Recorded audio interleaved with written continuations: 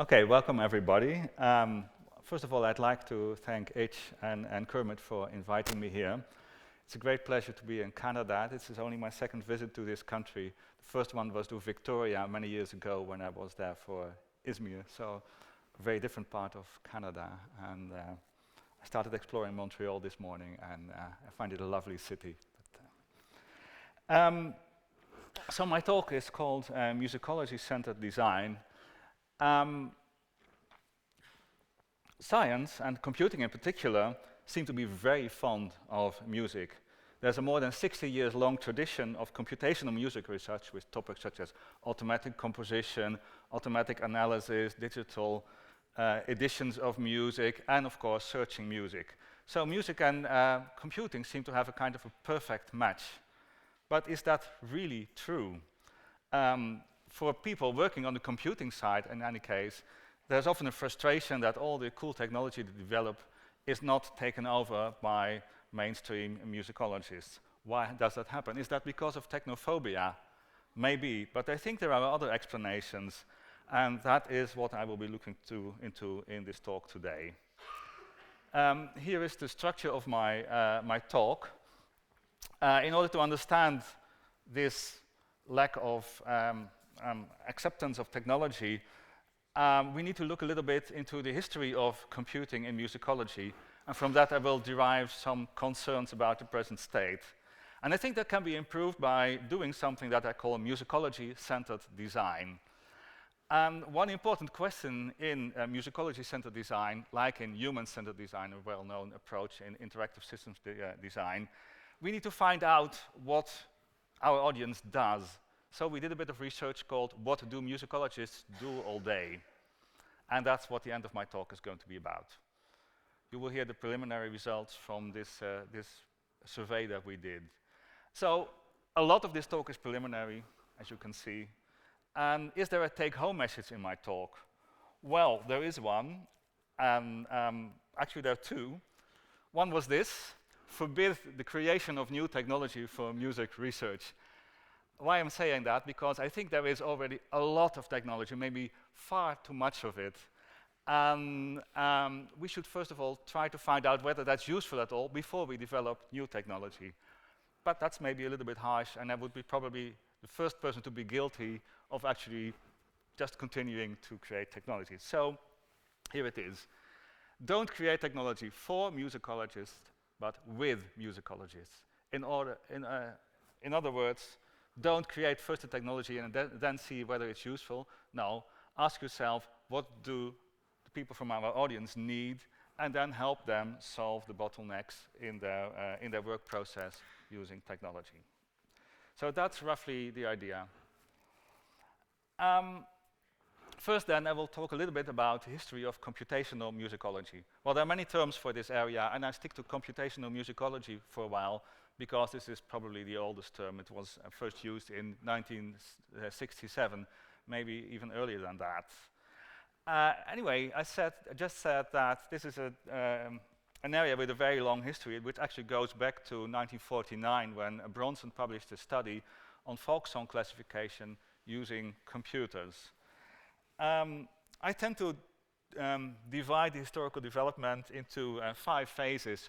Prehistory up to 1960, then a heroic phase from 1960 to 1980, then crisis and recovery for the next 20 years. Slightly overlapping with that, an internet and MIR phase, which lasts until today. A lot overlapping with that, so it's not a very good historical division, I would say. Something that we call towards digital musicology, which started around 2005.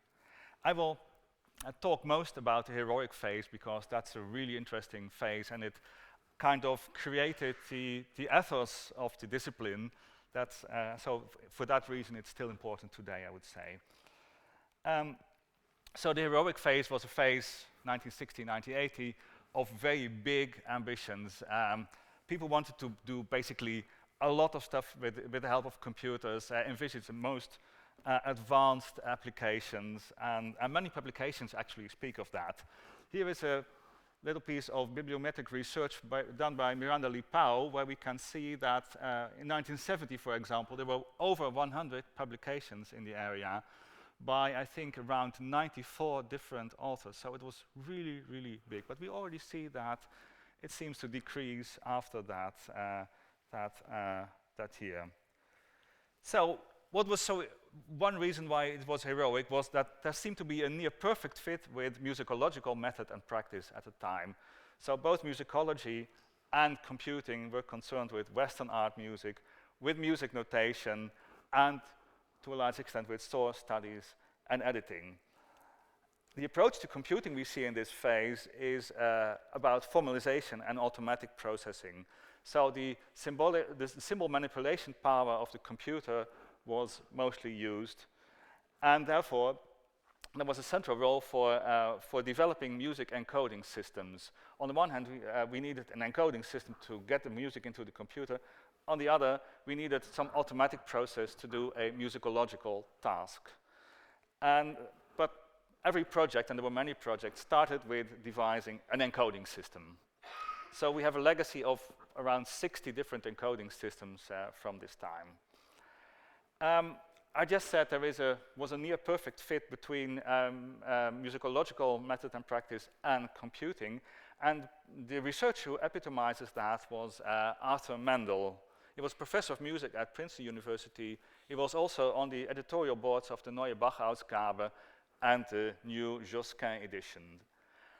He thought a lot about what musicological method should be like, and his thought was influenced, I think, by two things mainly. One, his own experience in editing Bach's cantatas. He himself, by the way, edited St. John's Passion. And the revision of the chronology that was done in the 1950s. The chronology proposed by Spita around 1900 was very dramatically revised by means of a very thorough study of, for example, the paper, the handwriting, the ink that Bach used in his works, and that was a very important influence on his thought. The other thing was the logical empiricism of Karl Hempel, who belongs to the same school as Karl Popper. And Hempel proposed a theory of, let's say, explanation, logical explanation, scientific explanation, which is very briefly reproduced here. So if you want to explain something from something else that we already know, we have antecedent conditions, the things we know, and we have general laws that we apply to those things, and out of that should come the thing that we want to explain. So the antecedent conditions are there, the thing to be explained is there, and we tweak the laws until the thing that we want to explain is actually there. And for Mendel, that is also how musicology should work. In fact, this is what he says: the nature of historical inquiry, it means music historical inquiry, is scientific. He proposed this in a very interesting keynote he held at the IMS of 1961. It's called Evidence and Explanation. It's very recommendable to read and understand how musicology in the 60s was. Now, this was his mindset, and it's rather scientific, so it's not surprising that he devised his own computer project, and that was the Princeton Josquin project. Well, I don't have to introduce Josquin d'Après in this audience, I suppose. Well, there's his portrait, there's some of his music. There's no doubt that he was one of the most important Renaissance composers, but in the 60s, I think we saw an attempt to make him, well, the genius of Renaissance music. That was done by many ways, and I suppose that the Princeton Josquin project was also one way of promoting his genius status at the time. In any case, he was the first composer ever to be subjected to a large-scale computational research. The project, directed by Arthur Mendel and Louis Lockwood, but most of the technical work was probably done by Michael Kessler, who is still alive and who I want to see and talk about this sometime. Anyway, what they managed to do was to encode all the works, or nearly all of the works of Josquin, using something called fast code and using something called punch cards, something that you may not have used often, but I did when I was young. So essentially, they got all the works of Josquin into the computer. What did they want to do with it? Well, to study composer attribution. The table on the right shows that. Are there maybe works that are not by Josquin, and can we show that by means of statistical analysis? In this case, there's one movement in this mass that is maybe not by Josquin. They did an analysis of counterpoint, and also they wanted to provide an infrastructure for the new Josquin edition that was about to start in the 70s. And that's where the two illustrations below come from. The idea was to, let's say, automatically create a stemma of the sources of Josquin. Now, I'm not really sure if you're familiar with how musical editing works, but you have a bunch of sources, in this case a great many of them, and they are somehow related, but none of them is the original source that Josquin wrote. But that's the one that you want to have. So you have to compare these sources to see what the differences are, and here are some differences to be seen. And on the basis of that, you make a reconstruction of the original work as it was created by the composer. That's something that looks like something you could automate, and actually a lot of work was done towards that by Thomas Hall. But in the end, nothing came of this, and a new Josquin edition was done in the old-fashioned way. Why? Because it ended. And it ended for several reasons. Personal matters. Kassler left Princeton very early after Mendel died at a critical moment in time, and Lewis Lockwood left Princeton in 1980. So there were very clear personal circumstances why this didn't happen. But the technology also caused problems. They were migrating from platform to platform and having problems with that very often. And the actual progress of the project was really slow. And so it kind of died out, and today even most of the encodings have disappeared. There may be some are still around. And as I said, the computer-supported new Josquin edition never happened.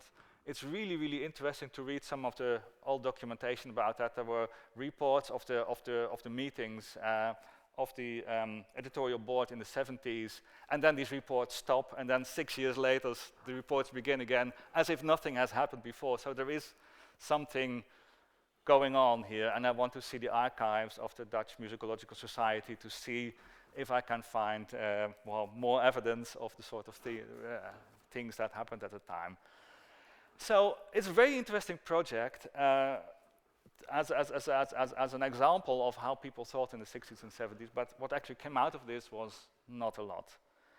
Just briefly, another project I'd like to mention is the DARMS project. The DARMS project was an encoding project run by a bunch of people. The aim of the DARMS project was actually to, first of all, to do high quality music printing. The reason for this project was actually that printing, the cost of engraving was so high that they were looking for a way of automating it. And, but this was done not by musicologists, but mainly by computer scientists. So the computer scientists devised an encoding system that had to be complete, very well formalized, and so on. And on the basis of that computer system, we would be encoding system, we would be able to do, on the one hand, high quality printing, and of course, automatic analysis. Now, this flow diagram here illustrates how the printing system was going to look like. And it consists of a lot of automated process and only very few human processes, namely encode music, encode manuscript in DARMS, and proofread at the end. And the rest of this was supposed to be fully automatic. I'm showing this because people thought this could be done as essentially one push-the-button mechanism. And well, we've learned that this is not possible. But this is, for that reason, very symptomatic or emblematic for the approach that we see in the heroic period. An amazing belief in the power of the computer as a symbol manipulating tool that can do an entire process from the beginning to the end without any human intervention. Now, what's the legacy of the heroic period? Well, what I didn't say was that the DARMS project also ended the way the Josquin project ended. It just somehow stopped. People stopped being interested. It disappeared somehow.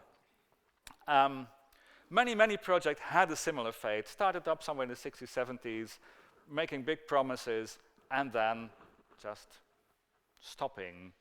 In terms of data and software, nearly everything has disappeared with those projects. What has remained, though, is the algorithmic ethos of computational musicology. We can solve musicological problems by creating an algorithm, and those numerous encoding systems described in these really, really nice books. Now, if you can draw any lessons from this period, then it is that, well, about the vulnerability of technology. That's something that we are beginning to invent solutions for. Sustainability of encodings and software is something that we are now kind of learning to understand. At the time, we didn't at all. So that's one important lesson. The other is, well, the danger of being over-ambitious. There is a kind of vicious circle here. You have big ambitions, you try to realize them. What you do realize is only that, and people, well, just lose interest in it and stop looking elsewhere. You don't create an impact on musicology in this way. And of course, finally, the importance of human circumstances. Even though it looked like, let's say, a period in which many researchers were active, the projects themselves were really small and very much dependent on the personal initiative of just 1 or 2 people. When something happened to them, the project stopped. But did all technology disappear? No, it didn't. One technology stubbornly resisted and survives until the present day, namely plain and easy code. It was an encoding system created for the typewriter in the early 60s. It is extremely crappy, I would say, and it has a secret. It's because it's part of an acceptable and useful application scenario, namely source cataloging. It's still being used in the RISM A2 series, which catalogs manuscripts from around 1550 to 1800 something. And so there's a lesson to learn from that too, and that is create stuff that people want to use. This is stuff that people want to use. No matter how crappy the technology is, people want to use this, and that's an interesting thing to know. That ends my discussion of the first heroic period. After that, for the next periods, I'll treat a bit quicker than I did so far. Here's another bibliometric result, this time from Google Ngram Viewer, where we can see that something happened to computational musicology around 1980, a distinctive dip. I'm not sure about the descent at the end, whether that's real or whether something else is going on, but the dip around 1982 is very realistic. Now, what happened in this period? Why is it a crisis? First of all, because of what we've just seen.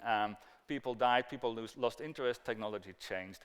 But also, there happened something in technology, and that was, well, new, critical, or cultural musicology, whatever name you want to mention it. I hope you've all read Joseph Curman's book, Contemplating Musicology, which criticizes musicological positivism, and after Mendel is one of his prime targets, actually. Whereas for Mendel, musical aesthetics was something that maybe motivated you to do musicology, but no more than that. Curman put that at the center of the musicological work. And so that was actually rather bad news for computational musicology, because this approach did 2 things. First of all, it undermined the work concept, in that in the 60s and 70s we were studying musical works as autonomous things that were there, that existed, that you could take apart as if they were, let's say, real objects. And that idea was undermined. The contextual determination of that, just to mention one thing, maybe start that sentence again. So this is the part, by the way, where I find musicology really difficult to explain to myself. Anyway, so the work concept was undermined in that we were no longer talking about autonomous things that you could study, could analyze, describe, that had laws that refer to those things themselves. Instead, they were contextualized and studied for their meaning and the aesthetics and their contextual relationship to to other cultural phenomena. And all of that meant that the attention was drawn away from, let's say, the construction of the work to other interesting aspects of the work. But the work itself, the structures in there, that was what computational musicology was studying. So we kind of lost touch with what was going on in mainstream musicology. Anyway, but we didn't stop as computational musicologists. Some things happened, especially in, well, there were analytical innovations. The first, I would like to mention two highlights. One was the Humdrum toolkit created by David Juron. This was the first music analytical toolkit meant for end users. Simple tools that you could string together to do complex tasks. Still widely with the question mark used. I'm not really sure about that. Why did he create this toolkit? Basically because he wanted to do quantitative music psychology research. And the music psychology thing is important here. The other important development was the study of musical grammars. There was an influence from linguistics here, from Chomsky in particular. The idea that you could create a context-free grammar of language was very influential on music. Especially people like Lerler and Jackendorf in the book Generative Theory of Tonal Music applied this to various musical structures, creating a very complex model that even today actually defies computational modeling. But people try to pick aspects of, let's say, musical structure and model them as if there were grammars for them, in melody and in harmony, for example. Those attempts were not that successful, but they represent a fundamental reorientation because they put the human competence in the center of attention. So humans process music. How do humans process that music in their minds? That's what the grammar describes. It does so also in linguistics. So a grammar of a language describes the human competence, and likewise musical grammars describe the human competence of music. So here too we see it turning away from music as an autonomous thing that you can describe somehow to something that relates to, in this case, to human psychology. So where were we at the end of the 1990s? We see that computational musicology was partly recovered from the crisis.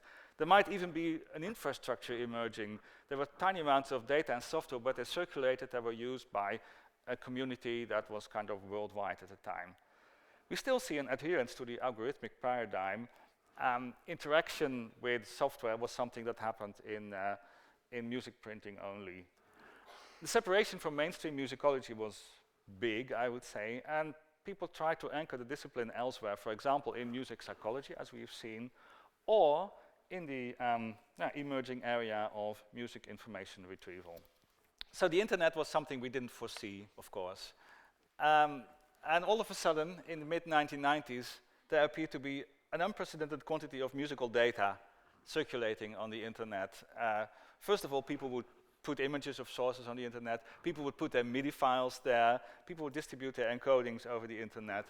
And the shortage of data we used to have before all of a sudden changed dramatically. And indeed, the area of music information retrieval could only emerge, I suppose, because there was this sudden abundance of data available on the internet. So music information retrieval creates technologies to retrieve, explore, analyze, and listen to music. There is a very strong community in music information retrieval of around, how many people? 600 to 1,000, I would estimate, and meeting each other at the yearly Izmir conference. Here's the new logo, by the way. And because it's such a strong community, it provided a second home for computational musicologists like me. I'm not going to say a lot about MIR, but here are some highlights, including lots of cool stuff from McGill with very interesting acronyms and sometimes confusing projects for me. Anyway, this is, I suppose, part of what MIR produced. That's really great. There's a lot of technology around there. So what has this done for musicology? I think there is some bad news here, because most of this technology was created from an engineering approach, which means you do whatever it takes to get the best results, whether that makes sense or not. And when it makes sense, it's good for musicology. When it doesn't make sense, then it's not good for musicology. Unfortunately, most of it doesn't make a lot of sense, it just works. And that's where we have a problem. It doesn't have a lot of explanatory value. Also, there are lots of glass ceilings, that is, we can't reach any further with our technology than we can, because the ground truth data the human data that we compare the technologies to are, for example, have a lot of variance in them and a lot of subjectivity in them. So things stop at a certain level. We can't get any better, whereas we would like to have better tools for the musicological tasks we have in mind. And as a consequence, there are not so many successful applications of MIR technology in musicology, even though a lot of the technology is presented as if this would help musicologists do their work. So often these technologies are kind of a solution in search of a problem. But the good news, of course, is that there is lots of computational methods waiting to be exploited. And audio-based research is now a very serious possibility for musicology. And on the whole, I would say we are more or less ready now to deal with the data-rich potential of the internet in musicological research.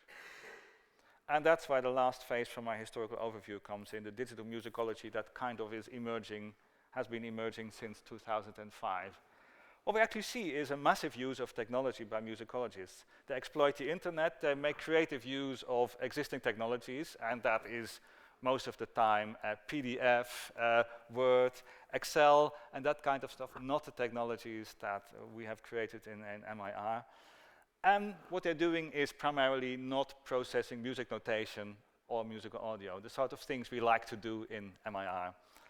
In general, they don't seem to care a lot about the technology that has been developed in either computational musicology or in MIR. They're just doing other things. So here's the big picture. So great progress has been made in computational musicology, but there is a strong focus on the development of new technology on the one hand, and we see a lack of uptake of these technologies amongst the intended users. Clear, I suppose. The other thing is that there is an implicit but fairly insistent message to musicology that science knows how to do things better. And that, I think, can be derived back to the 60s, to Arthur Mendel and his ideas about musicology is science or should be science. That message is still very much a subtext of a lot of work that's been done, and that irritates musicologists. And the third thing that worries me is the increasing disciplinary divide that accepts conference, publication infrastructure, social networks, communication, and disciplinary values. That relates to the previous point. Just to show an example of this, here we are. Very interesting upcoming conference, YAML IMS conference, Music Research in the Digital Age. Another very interesting upcoming conference, Mathematics and Computation in Music. They're happening at the same days. Why is that? And I can tell you, I know the organizers of both. They didn't know from each other they were organizing a conference until it was too late. So this is a disciplinary divide, and these things should never happen again, I would say. So much now for, let's say, the history of computational musicology. And I should maybe tell you a little bit about what I'm doing today at Utrecht University. And that's this. I'm teaching a course in design of interactive systems. Why do I teach that course? Basically because they told me to do so. And at first I was like, well, me, this course, why do you want me to do that? But I discovered that this is a really, really, really fascinating area, and I now love the course. My students don't, but I love the course. So, Design of Interactive Systems, and that, by the way, is the book that students have to read by David Benyon, Designing Interactive Systems. Design of Interactive Systems is concerned with developing high-quality interactive systems, products and services that fit with people and their ways of living.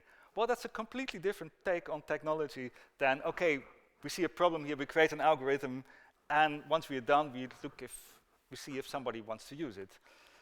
So it's, what he proposes is human-centered design. That is, well, if you want to design a system, you start with studying the humans that are involved with this system, the users, but not just the users, everybody who might be a stakeholder. It's also not called user-centered design because the term user already presupposes there is a technology.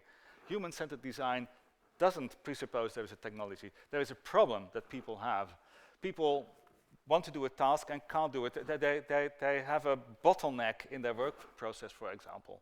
And the aim is to produce people technology systems that kind of solve these bottlenecks, that they have a seamless integration of human and tool, and that support and enhance work practices. I'm showing this picture of the violin with a very good reason. Because I think this shows what the seamless integration should be in the end. I would say a girl playing a violin, if she can do this, is a people technology system. Why is the people technology system? Well, for one reason, because the human and the instrument become one, as it were. And that's I took one violin lesson in my life just to experience what it was like to hold this instrument, and I could. One of the first things I noticed is that if you hold the bow, you kind of are in direct touch with the strings. You feel the strings through the bow. Now that means that the instrument becomes an extension of your body, and likewise, a computer system should become natural extensions of your body and your mind. That's what the people technology system should do. Well, is there human-centered design for musicology? I don't think there is a lot of successful people technology systems around, and that may be the reason why technology is not so well received by musicologists. The core issue then is acceptability of the technology. What makes people want to use technology, and what prevents people from using it? So, first step is actually to understand musicologists. What do they do? And more importantly, what do they value? Well, how do you find these things out? Well, actually by doing some sort of anthropology, I suppose. So you observe them, you do ethnography, you participate in their work, or you invite them to participate with your work, and you ask them questions, you survey. The most important thing is the approach you take to this is not like one, well, we know how it works. No, they know how it works, and you are kind of a disciple, a pupil, a student of those people. You're there, they're teaching you what they do, and from that you envisage some way to help them with resolving their bottlenecks. Now, we only did a few, the last step so far, the survey. We asked people questions, and the name of the survey was, what do musicologists do all day? After this nice book. This is joint work with Charles Inskip, University College London. Actually, he is doing most of the analysis of the results we have. What we wanted to get out of this survey was qualitative information, good stories, and just a tiny little bit of demographics to help us understand what the distributions were. So this is what we ask people. What's your gender, what's your age, country, level of education. Very important, how confident are you using digital systems, so your digital literacy on a scale of 1 to 5. Where do you do your research? What's your specialty? Historical musicology, for example. This, by the way, is an anonymized response, so we hope we can't, it's anonymized enough not to disclose who this was. It's not a Canadian person, I can tell you that. What are you currently researching? Which is the information or music resource that you use most in your musicology research? Which specific, then more specifically, a story about that. Why do you have preferences for digital or physical? A story that is about a rewarding or frustrating experience. A question about the risks and limitations, and a question about benefits. And this is a typical answer. What you can see is that people gave very long answers. Actually, the average number of words in the responses is around 100, which is a hell of a lot for an online survey, I would say. So there's not only a lot of information in each single response, there were very many responses, actually more than 600 to this questionnaire worldwide. And this has really, really, really amazed us. We were hoping for something just over 100, and we got 600. So this is going to be a lot of work to actually analyze this. So let's look into what we got so far, and this is where the really, really preliminary part of my talk starts. Of course, we looked at demographics. What we can see is that nearly half of the responses came from Europe, then 40% from North America, and the rest from the rest of the world. Netherlands and Canada were very well represented in this. That's nice to see. But we also had responses from Ivory Coast, from Nigeria, Poland, South Africa, Turkey, Venezuela, lots of countries that we didn't really expect responses from. We ask about the age. The age distribution is very nice, I would say. We see that that 1/4 is 30 to 39 years old, but we still have lots of responses of people of over 60 years old. People are very confident about using technology, maybe too confident actually. And that comes out of the qualitative answers they gave. But we can do interesting things like comparing age and digital literacy. So what we see, so blue 5 is the highest digital literacy, and orange 2 is the lowest we can see. I think there were 2 people who said the digital literacy was at level 1, but almost nobody. What we can see here is, well, something we could expect, that the older you are, the lower your digital literacy is, but still over 50% of the 70+ people rated themselves 4 or 5 here. That's kind of an amazing result, I think. We asked about their specialties. It appears that most of them were historical musicologists, cultural musicology a good second, then ethnomusicology, music theory, analysis and composition, performance practice, and popular music studies, about same level, and then the small ones, music libraries and archives, music psychology, others, computational and digital musicology. I'm happy that's a low one, because it means that that the responses come in by the large majority from people who don't consider themselves to be digital or computational musicologists, in other words, mainstream musicologists. And the lowest one was systematic musicology, probably because that's a typically German, Austrian thing. Multiple responses are very common. There are even 1 or 2 people who had 7 specialties, and 1 or 2 and 3 even were the most used answers, which kind of begs the question whether our classification of musicological subdisciplines is that good. Anyway, that's something we can look into. So what we asked them also what they were researching, and from this we made a word cloud. Well, how would you interpret this? Well, it's overwhelmingly historical, I would say, and then of course lots of opera research, performance, and so on. Well, this is just the first impression. You can even see how the centuries are distributed. 19th century is big, 18th century a little bit smaller, whereas 17th century again a little bit smaller, 16 just a tiny little bit smaller, and so on. This is very, very intriguing.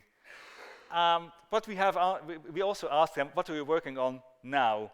And that gives us the opportunity to answer the question, what do Canadian musicologists do all day? Here are just a few topics. 18th century German court music, World War I songs, fingering in 17th century French keyboard music. Maybe somebody from this audience, I don't know. The nature of operatic storytelling from an analytic and philosophical perspective, texture in rock music, and so on. Are there any topics that I would consider Canadian? Well, there is one. Scottish Gaelic song in Nova Scotia, Cape Breton, step dance, Atlantic Canadian disaster songs. I wonder what these are. Yeah. So it's very diverse, and actually that's what comes out of these over 600 responses, the enormous diversity of musicological research. It's really, really intriguing. And maybe from these answers we can, in a kind of bottom-up process of data-driven process, create a better classification of musicology. We asked them what information resource they prefer. They could only mention one. And we see that digital books and journal win, followed by physical books and journals. Then digitized archives and manuscripts, physical archives and manuscripts, then other resources, and only then at the very end, the musical resources, whether music audio on computer, audio on tape, etc., physical collections of music, digital collections of music editions, and so on. So what happened with the music resources? Why aren't people using them? We have an answer to that, I think. But first this. Overall, what we see is that people have a slight preference for digital materials. And there are notable differences between the various specialties. The strongest preference for digital is, not surprisingly, in computational digital musicology and in music psychology and sociology. And the highest preference for musical resources is again in computational and digital musicology, but it's only around 15%, so very low. So where is the music? Actually, most of it is under archives. So often mentioned resources include, for example, DIAM, 14 times mentioned, IMSLP, the online PDFs of music out of copyright music edition, 19 times, and Gallica, the French National Digital Library, 32 times. So the first impression is that the impression that comes from this is that people do actually use lots of musical resources, but not the ones that we thought they were using. So source studies and digital editing increasingly is done online, it seems, but there's not a lot of music processing beyond editing that music. Now, preferences are also related to age, interestingly. We see that the younger you are, the higher the likelihood of preferences of digital resources is. Physical resources are most popular in the 70+ segment. Here's one typical reaction. I'm 73, hence the digital resources are a bit unfamiliar. However, we have this one too. Because at the age of 84, travel is not so easy for visiting many different physical sites. Somebody who prefers to use digital instead, 84. Then let's move on to rewarding and frustrating experiences. So what do you make of this? Frustration, isn't it? Frustration is most noticeable. Rewarding is a bit lower than that. Probably the frustration has to do with the use of software in research. Anyway, that too needs to be further analyzed, and we are in the midst of this. And I have a number of quotations. Early music offers quite a few of very positive and rewarding experiences, like this one. The iconographical database that I have created of 15th century Spanish musical instruments allowed me to rewrite the early history of the vihuela. Or the use of DIAM has revolutionized the way I access original musical sources. I spent my PhD visiting them all in about 3 years. Now I can see them all in one afternoon. Or this one, I've been able to use Music 21 to identify small fragments of music as being the same music found in other musical sources. In some cases, these concordances have led to the identification of new voices, making whole an otherwise incomplete piece. Because the process involved comparing each of 1,000 pieces against each other, there's no way that this could have been done without computers. An important area of computer use is music printing and editing. And on the whole, people are fairly positive about the software they're using for that. 54 mentions of Finale, 36 of the Sibelius software, and only 2 of the composer, Sibelius.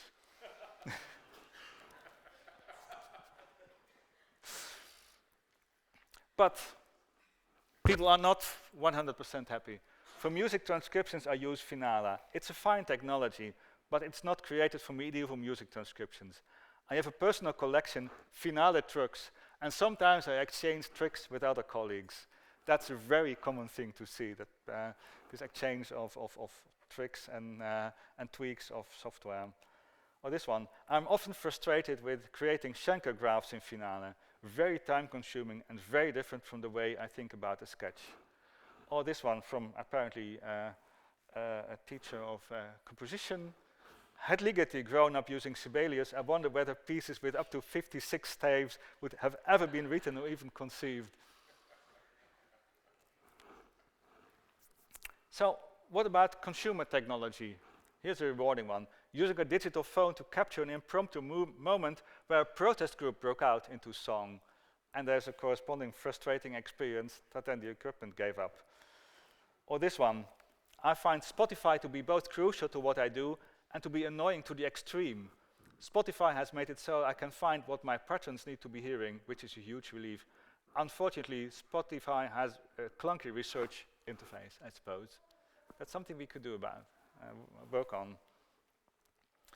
Or this one, rewarding or amusing. Fieldwork by Facebook. making plans to get to a remote Italian village and arranging with a local villager via Facebook to pick me up from the nearest bus stop, 20 kilometers down the mountain from the village. All worked out fine. Facebook was absolutely crucial for my initial contact with people in that village. That's how people use technology. So how do they feel about risks and limitations?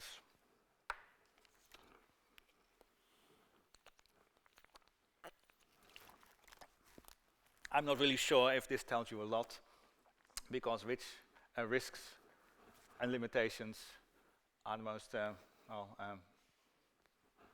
words that are most prominent here. But we, again, did some sampling. Sustainability issues are very strongly felt. Like the risk I'm well aware of is losing all of my data, and there are interesting disaster stories about losing all data of fieldwork on Bali and then having to, let's say, go to the local computer shop and get and fix the computer or not.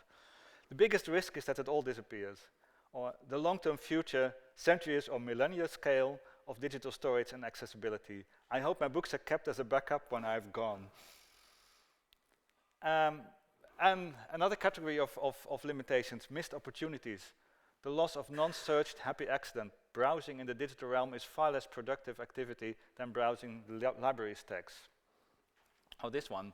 Ethnomusicology has been slowly moving into a new era of armchair research, mostly some kind of YouTube laziness that's troublesome. And this one also is also a nice one. I couldn't trace the manuscript yet. It does distance musicologists from the physical object. Recently, I started work on the digital image of a manuscript that looked enormous when viewed on my 27-inch computer screen. When I visited the library to conduct a codicological study, I was a little shocked to see that it was a tiny book that could have fit easily into someone's pocket. This completely transformed my understanding of the manuscript as something that was indeed more portable, perhaps a personal object. So much for the risks. There are also benefits, and the benefits we have already kind of quantitatively analyzed. Maybe, well, one benefit is, I think, very, very clear from this. That's access. Access is the most valued aspect of technology use, I would say. And that's also clear from this table, I would say. Access, 232 times mentioned. Speed and save time, closely related, 160 times. Communication, searchability, large data sets, ease of use. Economic, I'm not sure what that is. And also, within the top 10, new research question. And that's what I find really interesting. People actually perceive the transformational potential of technology. They have a very strong understanding of that, I would say. Here are some remarks on that. The tyranny of musical notation is one category of remarks. The ability to move away from Western-centric transcriptions of non-Western music and instead embed sound files that are more accurate and representative is a huge benefit. Or this one, being able to build up sound methodology for music research. I suppose this refers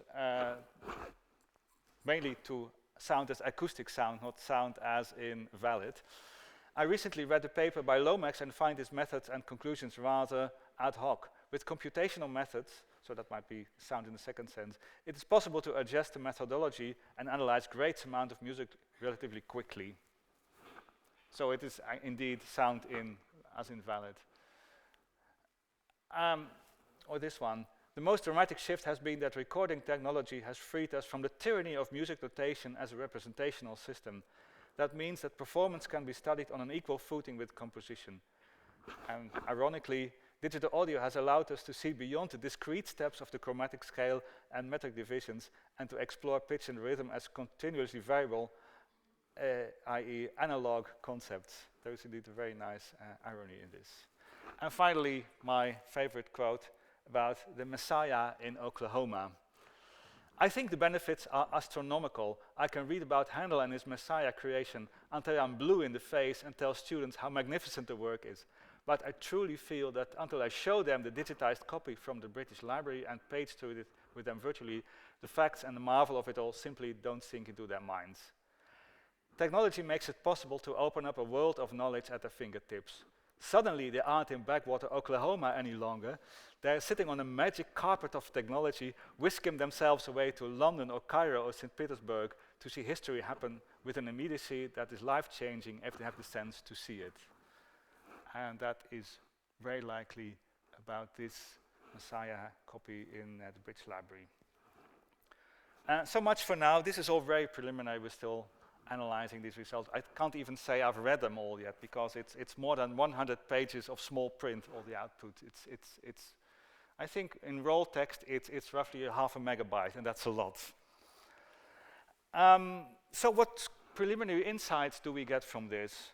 Well, first of all, technology is widely and creatively used, and there is a widely shared feeling that this has changed musicology.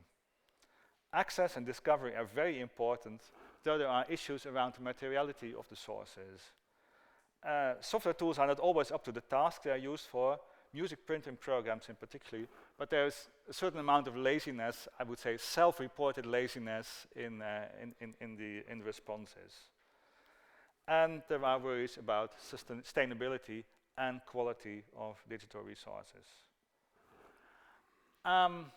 You will understand that we still need to do a lot of analysis on this data.